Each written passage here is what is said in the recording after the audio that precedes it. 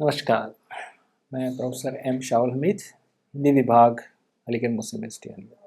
पाठ्यक्रम शोध प्रविधि एवं कंप्यूटर प्रायोगिकी, सप्ताह 10, व्याख्यान 50, प्रकाशन अनुबंधन और रॉयल्टी। इस विषय पे आज मेरा व्याख्यान होगा। प्रकाशन अनुबंध क्या है?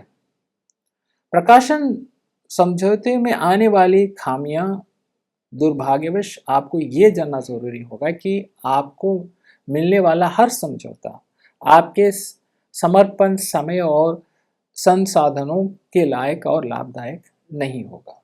तो कुछ मामले में ऐसे शर्तों से प्रकाशन के पक्ष में एक तरफा और लेखक के लिए हानिकारक भी हो सकती हैं। तो प्रकाशन अनुबंध क्या है? जो कॉन्ट्रैक्ट है। तो अगर आप लेखक हैं, आपने कुछ प्रकाशित किया है उसमें, तो जब आप पब्लिशर के पास देंगे, क्योंकि पब्लिशर क्या है कि पब्लिशर अपना पैसा खर्च करके उसको पब्लिश करता है, तो वहां पे आपके और उसके बीच में कुछ समझौता होता है। तो वहां पे जो है वो किस तरह की शर्तों में होता है, और जैसे वहां पे जो शर्त होंगे वो आपको फिर आगे में कुछ ऐसे भी मामले आ जाते हैं जहाँ पे बहुत सारी परेशानियां आपको झेलने पड़ते हैं। तो ये जो मामले होते हैं, जैसे संदिग्ध संकेतों के प्रावधान की गंभीरता को निर्धारित केवल मामले दर मामले आधार पर ही किया जा सकता है। यदि आपको प्राप्त हुए किसी समझौते की शर्त के बारे में कोई प्रश्न या संदेह है तो हम आपको सलाह देते हैं। तो यहाँ पे ऐसा है कि जब वो होता है, समझौता होता है या कॉन्ट्रैक्ट होता है, तो आगे जाकर आपके लिए कुछ समस्याएं या कुछ अनुबंध होती हैं। तो इसलिए प्रकाशन से संबंधित अनुबंध जो है वो ठीक तरह से आपको समझकर उसका कॉन्ट्रैक्ट आपको साइन करना चाहिए। तो अधिकार क्या है? अधिकारों का अनुदान क्या है कि प्रकाशन अनुबंध में सबसे पहले महत्वपूर्ण प्रदान में से एक है जो प्रकाशन को आप अपना काम करने के लिए उससे संपत्ति के प्रकाशन और विपणन के अधिकार चाहिए।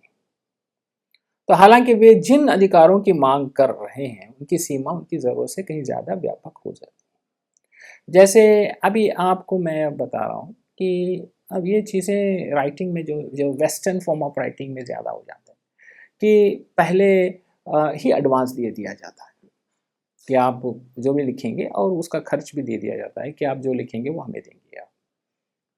तो अब ऐसी चीज़ें टीवी सीरियल में भी होते हैं, नाटकों में भी होते हैं, फिल्मों भी होते हैं कि उसका स्पॉन्सर्स होता है, उसके प्रोड्यूसर्स होते हैं, तो वो लोग जो हैं पहले ही पैसे दे देते हैं। तो फिर जो मौलिक राइटर है या जो जो उसका जो मालिक है, जो जो क्रिएटिविटी करता है, वो उसके अधिकार जो हैं वो उसको दे देता है प्रकाशक को। प्रकाशक के अधिकारों को हमेशा उन्हीं तक सीमित रखने का प्रयास करें जो प्रकाशन को वो करने में सक्षम बनने के लिए आवश्यक हो। तो अगर हम अधिकार इतने दे देते हैं तो फिर उसको वापस नहीं लिया जा सकता। तो प्रकाशन संपत्ति क्या है? प्रकाशन समझौते में कौन कौन सी रचनाएं शामिल है? क्या ये एक उपन्यास है या एक कहानी है या क्या है? और उस समझौते में स्पष्ट रूप से दर्ज होना चाहिए। अब वहां पे क्या होता है कि आप उपन्यास, मेरे उपन्यासों को आप पब्लिश करेंगे, ऐसे दे देंगे, आप जितने भी लिखेंगे उसी को जाएंगे। तो वहां पे आपको उन समझौतों पर ध्यान देना पड़ेगा कि आप पे अच्छा कितने साल तक उसका अधिकार रहेगा प्रकाशक का। जैसे अब बात यह है कि कभी कभार हमें सोचते हैं कि बहुत दिनों से लिखा हुआ है, प्रकाशन करने के लिए हमारे पास कोई और रास्ता नहीं है, तो प्रकाशक को देखते हैं, प्रकाशक हमसे सब तरीके से समझौते में जो है हमसे अधिकार ले लेते हैं। तो फिर कुछ सालों बाद हमें लगता है कि हमने गलत अधिकार दे दिया। जब उसकी ज़रूरत होती है तब प्रकाशक उसको दोबारा प्रकाशन नहीं करता। उसी से हमें जो है स्वीकृति लेनी पड़ती है कि आप उसको प्रकाशित करिए, हमें उससे प्रार्थना करनी पड़ती है। अगर वो नहीं कर रहा, हम दूसरे प्रकाशक के पास नहीं दे सकते क्योंकि हम अपने अधिकारों को उससे दे दिए हैं। और अब यहाँ पे जो है कॉपीराइट स्वामित्व जो है, कॉपीराइट का जो अधिकार है वो उसको हो जाता है। किसी कृति का कॉपीराइट हमेशा लेखक के नाम पर पंजीकृत होना चाहिए। अगर आप राइटर हैं तो आपको उसका पूरा अधिकार होना चाहिए। अगर आप इसको खो देते हैं, इस चीज को, तो फिर आप जो है दोबारा उसका प्रकाशन नहीं कर पाएंगे। तो प्रकाशन अनुबंध दायित्व, क्या दायित्व है? किसी प्रकाशन कंपनी द्वारा कृतियों के प्रकाशन की विशिष्टता प्रकाशन से प्रकाशक और कंपनी से कंपनी में बहुत भिन्नता होती है। अब ये एक कंपनी कुछ चीज़ों को देता है, एक कंपनी कुछ चीज़ों को नहीं देती। एक प्रकाशक, जैसे अभी बहुत फेमस हैं जो वाणी प्रकाशन और लोक भारती प्रकाशन, सब बहुत फेमस है। तो अब क्या है कि इनके दायरे कुछ और होते हैं, उनके दायरे कुछ और। अब वो चाहते हैं कि आप ऐसे ही करें, वो चाहते हैं कि नहीं आपको ऐसा करना। तो प्रकाशन अनुबंध में प्रकाशक के विशिष्ट दायित्व को सूचीबद्ध करना है, उसे सूची में लाने हैं और उन सूचियों में शामिल करने, इस बात को अच्छी तरह संकेत करना है कि प्रकाशक लेखक के हित में है। तो अब जब प्रकाशक जो भी अधिकार दे रहा है वो लेखक के हित में होना चाहिए। आपके पास प्रकाशक के प्रयासों का मूल्यांकन करने के लिए ठोस मानक होंगे। प्रकाशक के दायित्व की सूची ना होने का अर्थ है कि प्रकाशक अपनी इच्छा अनुसार किसी भी रचना को प्रकाशित करने के लिए स्वतंत्र है। तो अब वो अपने हिसाब से चले। ये मैं आपको क्यों बता रहा हूँ? क्योंकि आप एक अपने शोध ग्रंथ जब लिख देंगे, फिर शोध ग्रंथ को आप प्रकाशन के लिए दे देंगे, तो जब प्रकाशन के लिए देंगे तो वहां उसका अधिकार, वो अधिकार मांगेगा कि देखिए अधिकार हमें दे दीजिए, आप कहीं और प्रकाशित नहीं कर सकते, आप जो भी हमसे किए हैं वो हमारे पास आएगा। अच्छा, आपकी उसकी मांग होती है कि जो भी प्रतियां, जितनी भी प्रतियां प्रकाशित हो चुकी हैं, उन प्रतियों को आप कहेंगे कि मुझे और प्रतियां दीजिए, तो देंगे नहीं। एक बड़े से बड़े प्रकाशन भी प्रकाशन करने के बाद आपको बहुत कम प्रतियां देती हैं। तो और जब आप मांगते हैं तो वहां पे वो नहीं देंगे आपको, क्योंकि वहां नियम होता है। प्रकाशन अग्रिम, अग्रिम भुगतान एक और शब्द है जो संकेत देता है कि प्रकाशन लेखक के प्रति अधिक अनुकूल है। अधिकांश अग्रिम भुगतान प्रतिपूर्ति योग्य होता है, जिसका अर्थ है प्रकाशक द्वारा अग्रिम राशि उस राशि को ली जाएगी जो अन्यथा लेखक को दे दी जाती है। अब जैसे अब यहाँ पे रॉयल्टी वाली भी बात, जैसे रॉयल्टी अर्जित रॉयल्टी से है, उसको कहते हैं अर्जित रॉयल्टी। तो अर्जित रॉयल्टी क्या है कि अग्रिम भुगतान पहले ही आपको दे दिया जाता है, कुछ पैसा पेमेंट कर दिया जाता है, तो उसको लेने के बाद आप जो है वो बद्ध हो जाते हैं उसके नियमों के तहत, प्रकाशक के नियमों के तहत, और आपको ये पता नहीं रहता कि कितनी मांग होती है। ऐसे फिल्मों में भी होता है, जो मूवीज में भी होता है, कई ऐसे सीरियल्स में भी होता है, नाटकों में भी होता है कि हम कितना उसका अधिकार दे दिए। तो अग्रिम भुगतान से लेखक को एक लाभ है कि प्रकाशन समझौते पर हस्ताक्षर करने पर आपकी जेब में पैसा डालने के अलावा यह है कि एक प्रकाशन को रचना प्रकाशित करने और बेचने के लिए कड़ी मेहनत करने और अग्रिम राशि वापस पाने के लिए प्रोत्साहित कर। तो अब यहाँ पे है कि अब प्रकाशक यहाँ कुछ चीज़ों से आप छुटकारा पा लेते हैं अगर अग्रिम राशि ले लेते हैं, तो अगर नहीं बिक रही है तो आप फायदे में। अगर बिक रही है या उसको बिकाने के लिए मेहनत करना वो भी नहीं है, अगर अग्रिम राशि आप ले लेते हैं और फिर आप अपने पक्ष में रहते हैं। यदि कोई अग्रिम राशि भुगतान नहीं किया जाता तो उस रचना को जो है प्रकाशन में बहुत कम या कुछ अधिक नुकसान, तो वहां पे क्या होता है कि प्रकाशक को नुकसान नहीं होगा, प्रकाशक फायदे में रहता है। आपको जो है नुकसान होता है कि आपने इतनी मेहनत से लिखा, या जैसे अभी आप सोचे होंगे कि कैसे है, जैसे किसी उपन्यास को, अब जैसे बात होती है कि अगर आंचल पर लिखना है, आंचल से संबंधित उपन्यास है या गांव की समस्याओं पर है, आजकल तो सब शहरीकरण हो गए, तो लेखक उन गांवों में रहकर जो है वहां की स्थिति को देखता है।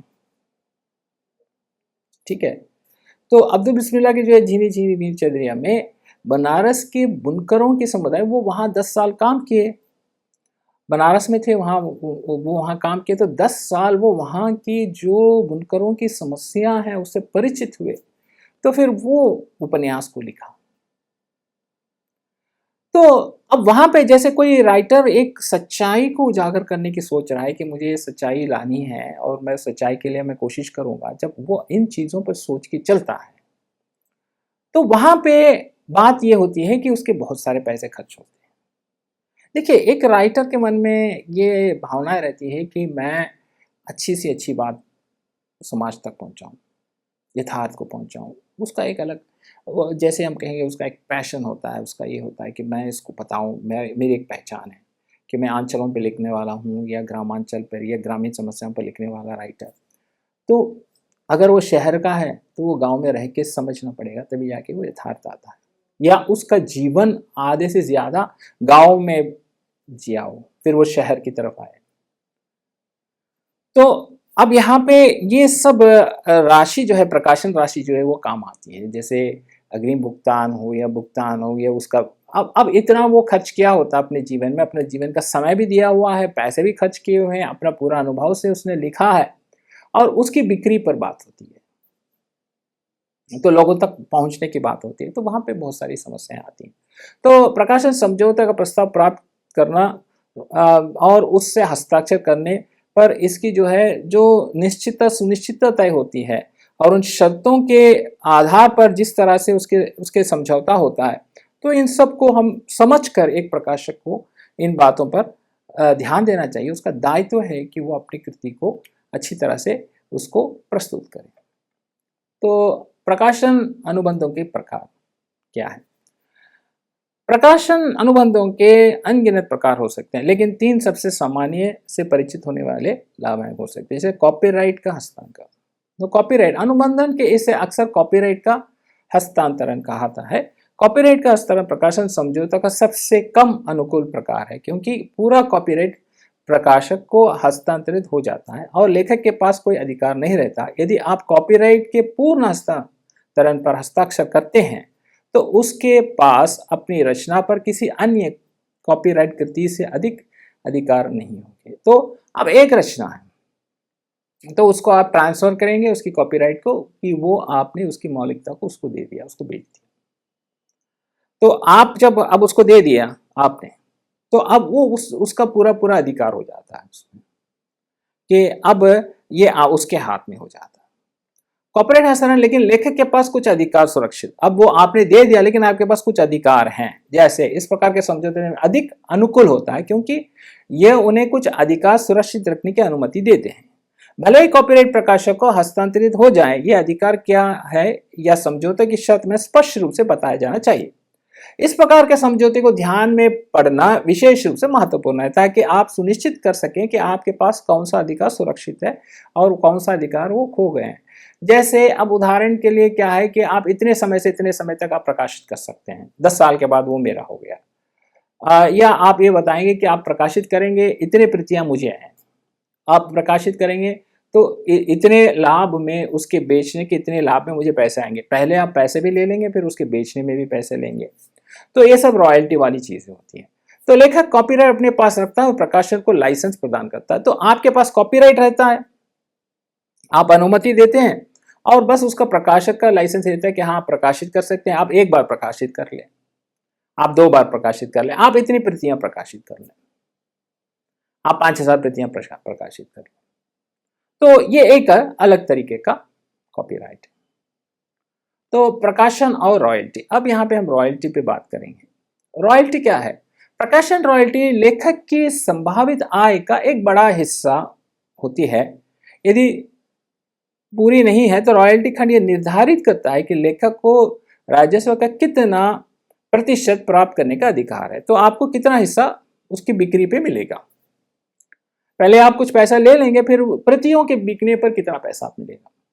तो प्रकाशन रॉयल्टी आमतौर पर बिक्री पर आधारित होती है। तो जैसे अब मूल्यों के प्रतिशत पे, 100 रुपए पे मुझे 10% मेरी रॉयल्टी है, तो आपकी उसकी कटौती करके उसका भुगतान आपको आना है। वो जितने एक साल में बेच देगा प्रति, जैसे छपवा देगा, जैसे भी छपवा दें तब भी आपको मिल जाए, या आप बेच दें, बेचने के बाद मिल जाए, ऐसे बहुत सारे आपको रॉयल्टी पर हैं। तो कुछ ऐसे होते हैं कि आपके जो प्रकाशन के से अनुमति होती है, और वो शुल्क वितरण के बाद कटौती के बाद, खर्च वर्च कटौती के बाद आपको कुछ पैसे दे दिए जाएंगे। तो एक लेखक आमतौर पर खुद मूल्य का अपेक्षित कम प्रतिशत मुद्रित प्रतिशत के लिए 5% से 15% इस आधार पर स्वीकृत करता है कि प्रकाशक का प्रकाशक कंपनी पुस्तक के विपणन और वितरण की लागत वहन करेगा। तो मूल्य प्रतियों पर प्रति के लिए 5 से 15% इनको आ जाएगी और प्रकाशन का पूरा वो प्रकाशक उसका पूरा खर्च ले लेगा। तो ऐसे भी चीज़ें आ जाती हैं रॉयल्टी में, और ये पहले भी दे देते हैं या बिकने के बाद देते हैं। अच्छा, जब एक 5,000 प्रतियां बिक जाती हैं, फिर दोबारा जब प्रकाशित करते हैं, तब वो फिर आपसे बात करते हैं कि और 5,000 हम प्रतियां डाल दें। तो जैसे व्याकरण की किताबें सभी स्कूलों में चलती हैं। तो सभी स्कूलों में जब चलती हैं तो एक प्रकाशक एक पूरे स्कूलों में हिंदी की व्याकरण की प्रतियां बेच रहे हैं, तो 5,000 प्रतियां बिक गई, आपको 5% या 15% बिकने के हो गए। फिर दोबारा वो प्रकाशन से फिर आपसे बात करेगा कि अब मैं कितना पे, अब तब आप फिर प्रतिशत पे बात करते हैं कि मुझे अभी 15 दे दीजिए बिकने पे। क्योंकि वो प्रकाशन कर चुका है, वो सब चीज़ें सेटिंग में है, बस उसको प्रिंट निकालना है पेपर डाल के, तो वो फिर आपसे पूछेगा। लेकिन अगर आप कॉपीराइट में पूरा राइट उसको दे दिया, वो 10,000 क्या 20,000 क्या 50,000 प्रतियां निकाल लेंगे, आपको कुछ देना तो नहीं है। तो अधिकारों का जो है सत्यवर्तन, आमतौर पर एक प्रकाशन अनुबंध में यह प्रावधान होता है कि यदि प्रकाशन समझौते की कुछ शर्तों को पूरा नहीं कर पाता तो प्रकाशक अधिकार लेखक को वापस कर दिए जाएगा। आमतौर पर प्रकाशन समय सीमा या सूचना के मुद्रित रूप में बनाए रखने के संबंध होते हैं। अब यहाँ है कि आपने उसने ले लिया लेकिन वो प्रकाशन ही नहीं कर रहा है या उसको जो है बिक्री नहीं कर रहा है, वो बस उसको लेके बैठ गया है, तो आप उससे वापस लेने के भी कुछ अधिकार होते हैं। तो ये सब शर्तें आपको पहले ही तय करनी है।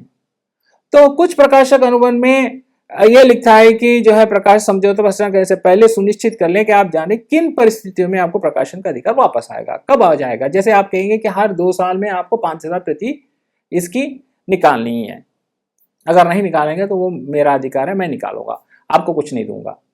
तो ऐसे शर्तें आप बना सकते हैं जिससे जो है वो प्रति आपकी प्रकाशित हो।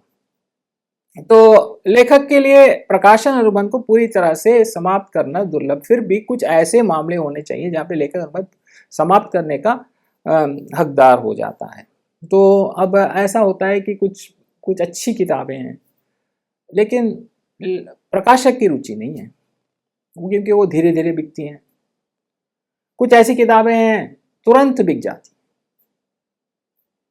अब वो प्रकाशक का उसमें रुचि नहीं, लेकिन आपसे कॉपीराइट ले लिया, आपके पूरे अधिकार वो ले बैठे, तो वहां पे आपके पास एक अवसर होता है कि आप उसको कब वापस ले लें या आप किसी और प्रकाशक को दें या खुद स्वयं जो है कुछ पैसे लगा के उसका प्रकाशन करें।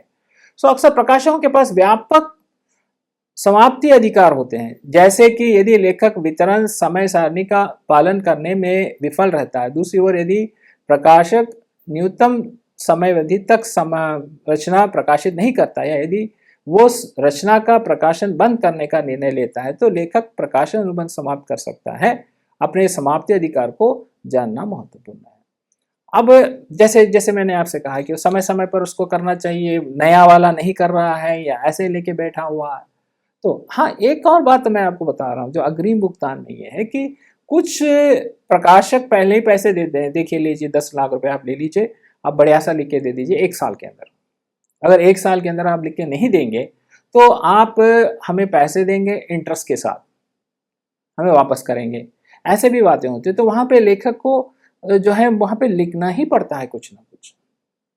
अब जैसे बहुत सारे लेखकों से मैंने बात की, तो जब मैं बात किया तो उनसे जब पूछा कि भाई आप कैसे लिखते हैं सर आपका जो लेखन है, तो कहते हैं कि एक उपन्यास लिखने में 5 साल लग जाता है, एक उपन्यास लिखने में 10 साल लग जाता है, उसके बीच एक और उपन्यास शुरू हो जाता है, उसको हम 2 साल में कंप्लीट कर देते हैं। कुछ उपन्यास को हम 1 साल में कर देते हैं, लघु उपन्यास के रूप में बिक जाता है, लेकिन जो मुख्य उपन्यास के रूप में मैं लिखना चाहता हूँ वो चलता रहता है, वो 5 साल में खत्म होता है, 7 साल में। अब इस बीच में प्रकाशक जो है वो हमसे बात करते रहते हैं कि आप इस बीच में कुछ और लिख के दे दीजिए जिससे हमारी कुछ बिक्री हो जाए, क्योंकि उनकी भी जो है एक इंडस्ट्री है बहुत बड़ी, इतनी बड़ी इंडस्ट्री में उनको काम करना है, उनके लेबर्स होते हैं, उनके मशीनरी होती है, उनकी बहुत बड़ी जगह होती है, उसके किराए देने होते हैं, तो बहुत सारी उनकी समस्याएं होती हैं। तो अब आप अगर नहीं आएगा कुछ तो फिर वो करेगा क्या? तो वो बीच बीच में, अब लेखक देखिए, एक किताब लिखना लेखक के लिए इतना आसान नहीं है। कोई भी हो, आप जब आप रिसर्च करेंगे आपको पता चलेगा कि कभी कभार आप 10 पन्ने लिख देंगे, कभी कभार आप एक पन्ना भी नहीं लिख पाएंगे। एक महीना लग जाता है कि आप बैठ ही नहीं पाते, कई चीजों में व्यस्त हो जाते हैं, कई परीक्षाओं में, यहाँ वहां की बातों में, परिवार की चीजों में। कभी ऐसा हो जाता है कि एक रात आपने बैठ लिया, 15-20 पन्ने लिख लिए, आप बहुत बेहतरीन पन्ने लिखे। तो ये सब आपको अनुभव आएगा, जब जब आप लिखेंगे ना, तब तो आपको अनुभव होगा कि ये कैसे हो गया भाई। एक समय तो हमने, क्योंकि वो सब चीज़ें आपने इकट्ठा कर लिया है, तो जब इकट्ठा हो जाती है आपके मस्तिष्क में तो आप लिखना शुरू करते हैं तो वो हो जाता है। लेकिन जब इकट्ठा नहीं है, आप कहीं अधूरा अधूरा सा लगा हुआ है, तो आप वो कर नहीं पाते, फिर वो आपका मन नहीं बनता करने का। तो जितना आपके जो दिमाग में आ गया है, बात में आ गई है आपके सोच में, उसको उतार लेना है। तो जब उसको आप उतार लेंगे ना, तो फिर वो एक सिस्टमेटिकली आ जाता है। नहीं उतार पाते तो फिर दिक्कत हो जाती है। तो ऐसे ही लेखक को लेकर है कि वो एक प्रमुख पात्र है, वो पात्र एक दिशा में जा रहा। तो एक पात्र जब दिशा में जाता है तो उस दिशा में वो आगे नहीं बढ़ पाते, वहीं रुक जाते हैं। वो कि ये पात्र आगे क्या करेगा, क्या किस तरह से वो उस उपन्यास को एक रोचक रूप में वो ले जाए। वो जो लिख रहे हैं, कभी कभार इतने पन्ने, वो राइटर कहते हैं कि इतने पन्ने हम फाड़ देते हैं, 10-10 20-20 पन्ने हम फाड़ देते हैं, लिख लिख के फाड़ देते हैं। हम हाँ, वो खुद जो है उससे सहमत नहीं होते कि नहीं, इस किरदार को ऐसे नहीं जाना चाहिए था, इस किरदार को ऐसे जाना चाहिए था, इस किरदार का ऐसा रूप है। तो मैंने कई लेखकों से जब बात किया, हम खुद जब लिखते हैं तब भी वैसे ही होता है। अगर रिसर्च आर्टिकल आप लिख रहे हैं तो आप 10 बार 15 बार उसको लिखने की कोशिश करेंगे ताकि सिस्टम आए। आप हर बार संशोधन करते रहते हैं, 10 बार उसकी प्रतियां निकालते रहेंगे कि संशोधन किया, फिर निकाला, फिर संशोधन किया, फिर आपने लास्ट में एक फाइनल, हाँ अब ये रूप आया, आपको लगता है हाँ ठीक है, अब इसको पढ़ने में सही लग रहा है, ठीक है, अब ये इसमें सभी चीजें आ गई हैं जो हमें लानी चाहिए थी, तो ठीक है। तो आरक्षित धनराशि, आरक्षित धनराशि है कि रॉयल्टी में उस हिस्से के संदर्भ में है जिसमें प्रकाशक लेखक को रोक लेता है, या रॉयल्टी प्रकाशक की सुरक्षा के लिए रोकी जाती है और वहां वापसी पर धन वापसी करनी पड़ती है।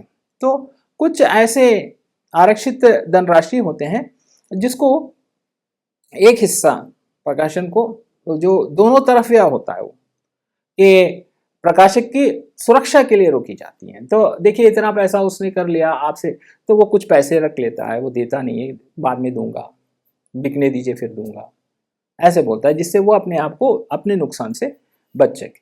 तो या आरक्षित धनराशि एक निश्चित प्रतिशत होनी चाहिए। तो उचित राशि के रूप में परिभाषित नहीं किया जाता, ये एक निश्चित राशि के रूप में रख लिया जाता है। जब उसकी बिक्री होती है तब वो उसको देने की कोशिश करता है कि हाँ बिक्री के बाद मैं दे दूंगा आपको। तो तब ये जो है आपके लिए उसके लिए भी वो एक अच्छी राशि के रूप में, एक सहायता के रूप में रहती है। अगर नहीं बिक रहा है तो फिर वहाँ पे वो समझौते पे आता है कि नहीं बिक पाया, हम दे नहीं पा रहे हैं, और इस पे तो इसके जितने भी अनुबंध हैं इनको ध्यान रखना ज़रूरी है। अगर आप उसको ध्यान में नहीं रखेंगे और नहीं रख पा रहे हैं तो वहाँ पे आपको दिक्कत होती है। तो यहाँ आप कुछ समझिए कि रॉयल्टी क्या है, प्रकाशक और लेखक के बीच के समझौते क्या हैं, और वो कॉन्ट्रैक्ट कैसे साइन करने होते हैं, और वहाँ पे आप किन किन बातों पे ध्यान देना पड़ता है। ऐसे ही नहीं कि आपने कुछ लिख दिया है और वो प्रकाशित हो रहे हैं, ऐसा नहीं होता। इसमें हर एक में एक नियम है, नियम के आधार पर चलता है। आप एक अच्छे लेखक हैं तो आप चाहते हैं कि आपकी जो भी आपकी भावनाएं हैं, जो विचार हैं, जो सिद्धांत हैं, या जो भी आपने ग्रहण किया है वो समुदाय तक पहुँचे। इसके लिए आप पूरी कोशिश करते हैं कि वो पहुँच जाए। तो लेकिन उतना पैसा आपके पास नहीं है कि वो प्रकाशित करके उतनी प्रतियां उतने लोगों तक भेजें। तो यहाँ पे आपको समझौते पे आना पड़ता है। प्रकाशक वो होता है कि अपनी इंडस्ट्री को चलाना होता है, वो अच्छे अच्छे राइटर्स को ढूंढता रहता है, वो उन लोगों के पास संपर्क में रहता है प्रकाशक, कि वो जाकर उनसे बात करता है कि आप हमें कुछ दे दीजिए जिससे मैं प्रकाशित। उसकी बहुत बड़ी इंडस्ट्री होती है, वो प्रेस होता है, उसका पब्लिशिंग यूनिट होता है, वो सब लेकर वो बैठा रहता है। तो वो कई लोगों से संपर्क में रहता है राइटर्स से, कि आप कुछ ऐसा लिख दीजिए, अब मैं एक उपन्यास लिखना चाहता हूँ, तो आप वो बोलते हैं कि देखिए इन संदर्भ में कोई उपन्यास नहीं आ रहे हैं, आजकल ऐसे उपन्यासों की ज़रूरत है, कुछ सर्वे भी बताता है। और ये रही साहित्य की। स्कूलों के टेक्स्ट बुक्स के लिए वो एक अलग चीज़ चलती रहती है कि देखिए ग्रामर चाहिए हमें, टेक्स्ट बुक्स चाहिए हमें, पाठ्य सामग्री चाहिए, ये नहीं मिल रहा है तो कई लोगों से लिखवाते हैं। अब ये छोड़कर जो दूरस्थ शिक्षा से है, वो भी कई प्रोफेसरों से लिखवाते हैं कि प्रोफेसर जो है आप ये लिख दीजिए, इतना पाठ लिख दीजिए, इतना कर लीजिए, ठीक है। वैसे ही चीज़ ये स्वयं भी है। अब ये जो स्वयं प्लेटफॉर्म है, यहाँ पे हम जो लेक्चर्स दे रहे हैं इन सब का रिकॉर्डिंग है, ये सब चीज़ें कॉपीराइट वगैरह उन्हीं को चली जाती है स्वयं को, वो चाहे इसको जितनी बार उसको पब्लिश करें। ये हम जैसे ये क्या है, ये पूरे विद्यार्थियों के लिए हम कर रहे हैं कि आप, हाँ आपको हम इतना पैसा दे देंगे, बस आप ये एक बार हमारे पास आ गए, ये पूरा उन्हीं का है, जो जितना कॉपीराइट है उन्हीं का है। तो यहाँ पे भी जो है हर चीज़ का समझौता होता है। तो शोधार्थी शोध कर रहे हैं, लेकिन शोध करने के बाद उसमें जितना आपका पैसा खर्च हो गया, तो अगर और फिर आपकी सोच विचार ये सब लोगों तक पहुंचानी है, तो वहां पे प्रकाशक के पास जब आप जाएंगे तो वहां से बहुत सारे नियम आपके सामने आएंगे। तो आशा है कि आप इससे परिचित हो गए हो, है ना, क्योंकि मैं आपको ये चीजें बताया हूं। और ये इंटरनेशनल लेवल की भी है बात। अगर आप एक राइटर के पास, एक प्रकाशक के पास ही समझौता रख दिए हैं, तो फिर वो ही प्रकाशक के पास, अगर आप कई प्रकाशक के पास रख दिए और आप वो उसकी प्रतियां बेचते जाता है, तो ये सब चीज़ें आपको जब आप एक अच्छे राइटर बन जाएंगे और समझ पाएंगे, और इससे आपको बहुत ही सहायता मिलेगी, है ना। तो कुछ प्रसिद्ध ग्रंथ और लेखक हैं। हिंदी साहित्य कोश डॉक्टर धीरेन्द्र ओम। अब देखिए कोश वगैरह एक ऐसी चीजें हैं जो कभी समाप्त नहीं हो पाई। अगर आपने एक कोश लिख दिया, वो पूरी जब तक ये दुनिया है तब तक वो कोश का प्रकाशित होता रहे। ऑनलाइन में भी कुछ ऐसी ही चीजें हैं। अब ऑनलाइन में क्या है कि आप अपना ब्लॉग बना दिया, आपने खुद उसको डाल दिया। अब YouTube है, उसमें भी ऐसी चीजें हैं कि जो YouTube में जो आपके चैनल्स बन गए, वो चैनल्स आपने डाल दिए तो आपको कुछ पैसे मिलते हैं उससे। तो कहीं ना कहीं ये चीजें लोगों तक पहुंचती भी हैं, उससे फायदे भी होते हैं लेखक को। तो हिंदी गजल उद्भव और विकास, रोहिताश आस्था। हिंदी साहित्य का संक्षिप्त इतिहास देखिए, हिंदी साहित्य का संक्षिप्त इतिहास हो, हिंदी साहित्य का इतिहास हो, ये भी समाप्त होने वाली चीज नहीं है। तो नंद दुलारी वाजपेयी, तार सप्ताह भाग 1, 2, 3 संपादक आगे, हिंदी व्याकरण कामता प्रसाद गुरु। ये हिंदी व्याकरण इतनी पुरानी किताब है कामता प्रसाद गुरु की कि आज भी इसकी वैल्यू है। आधुनिक हिंदी व्याकरण रचना वासुदेवन प्रसाद, ये भी बहुत बिकती है स्कूल्स में भी और कॉलेजेस में भी और यूनिवर्सिटीज में भी। हिंदी भाषा व्याकरण अर्जुन तिवारी, व्याकरण और रचना अर्जुन तिवारी, ये सब ऐसी किताबें हैं जो हमेशा इसकी जरूरत लोगों में है। प्रामाणिक व्याकरण एवं रचना डॉक्टर विजय पाल सिंह, बृहद व्याकरण भास्कर डॉक्टर वचन देव कुमार, आज की कहानी विजय मोहन सिंह, आज की हिंदी कहानी विचार और प्रतिक्रिया मधुरेश, आज की हिंदी कहानी धनंजय, आधुनिक परिवेश और नवलेखन शिव प्रसाद सिंह, एक दुनिया समानांतरण ये राजेंद्र यादव। तो आप देख रहे हैं कि प्रकाशन की दुनिया अलग है, लेखक की दुनिया अलग है। लेखक को प्रकाशन मिलेगा तभी जनता तक आ पाएंगे। शोध आप कर रहे हैं वो शोध अलग है, शोध आपकी नौकरी के लिए है, आपके ज्ञान के लिए है, और लेकिन वहां भी प्रकाशक की जरूरत है। तो जहां एक अपना पूरा अपने अपने अनुभव को, अपनी अनुभूतियों को, अपने ज्ञान को प्रस्तुत करता है, वहां उसको वो एक व्यापार के रूप में लेके जाकर लोगों तक पहुंचाए और उससे फायदे लेने की कोशिश करता है। ठीक है, तो इन चीज़ों को आप समझें और इन संबंधों को आप समझें। तो आशा है कि एक शोधार्थी के रूप में आप हर चीज़ को समझना चाहिए। अगर आपका ज्ञान अधूरा है तो आप पूरी तरह से जो है एक उसकी प्रणाली को नहीं समझ पाएंगे। जब आप ये समझ जाएंगे आप एक अच्छा लेखक भी बनेंगे, ठीक है, और आप अपने अपने भविष्य की योजना भी बनाएंगे। तो आशा है कि आप इस व्याख्यान से बहुत कुछ सीखे होंगे। संदर्भ पुस्तकें और अन्य प्रकाशन के रूप में मैंने बहुत सारे वेबसाइट से चीज़ों को इकट्ठा किया है और उनसे जो है प्रमाणिक चीज़ों को समझा है और उसको आपके सामने प्रस्तुत करने की कोशिश की है, ताकि आप लोग उससे अच्छी तरह से परिचित हो जाएं और इसका प्रयोग आप समझ पाएँ। और आशा है कि ये व्याख्यान आपको बहुत लाभदायक होगा। जितने भी वेबसाइट्स हैं हमने लिए हैं, उन सब वेबसाइट जो है ये एक प्रमाणिक वेबसाइट्स हैं, उनसे हमने चीज़ों को इकट्ठा किया है ताकि आप लोगों को ज्ञान दे सकूं और आप लोग उससे लाभान्वित हों। तो आज का व्याख्यान यहीं समाप्त होता है। धन्यवाद, नमस्कार।